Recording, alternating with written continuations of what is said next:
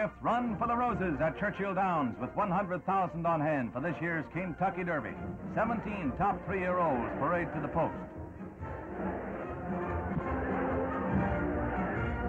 The favorite at 18-5, First Landing with Eddie Arcaro up. Number 5 is the publicized filly, Silver Spoon. Here are the entries to watch: Tomy Lee with Willie Shoemaker aboard, and Sword Dancer, Bill Boland riding. Time for a last sip of that julep before they're off.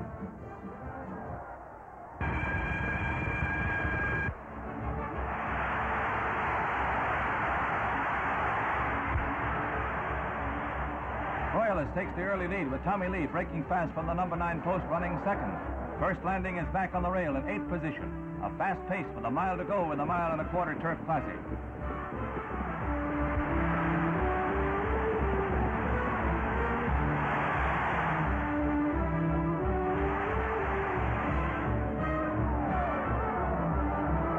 Past the 3/4 mark, Tomy Lee leading, overtaken by Sword Dancer.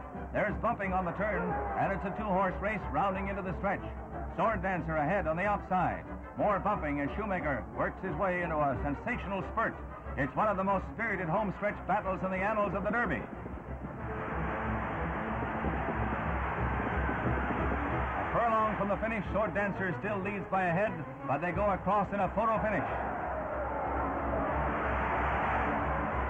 Tomy Lee by a nose. It isn't official until Boland's claim of foul is ruled out by the stewards.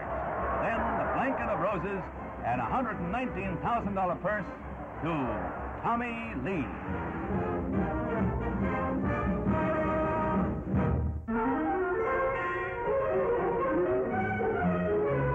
At Edwards Air Force Base, a B-52 mother plane carries aloft the X-15 rocket plane for another in the painstaking series of development tests leading up to the epic mission for which it was designed: to carry a man beyond the fringes of the Earth's atmosphere and to return him to the ground. The X-15 is cut loose 7 miles over the Mojave Desert to fall free and glide back to Earth, testing the stability of the most radically different aerodynamic structure ever engineered. A craft designed to reach speeds of up to 4,000 miles an hour, to skim the upper limits of the world's blanket of air, and then to handle like a conventional plane in landing. In this powerless flight, pilot Scott Crossfield brings the X-15 down through the pre-planned glide pattern without a hitch. The space plane's first free flight is a success.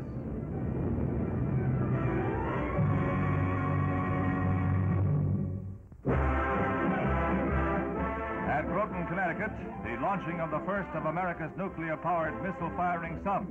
Mrs. Robert Anderson, wife of the Secretary of the Treasury, christens the new George Washington, and the 380-foot vessel slides down the waves.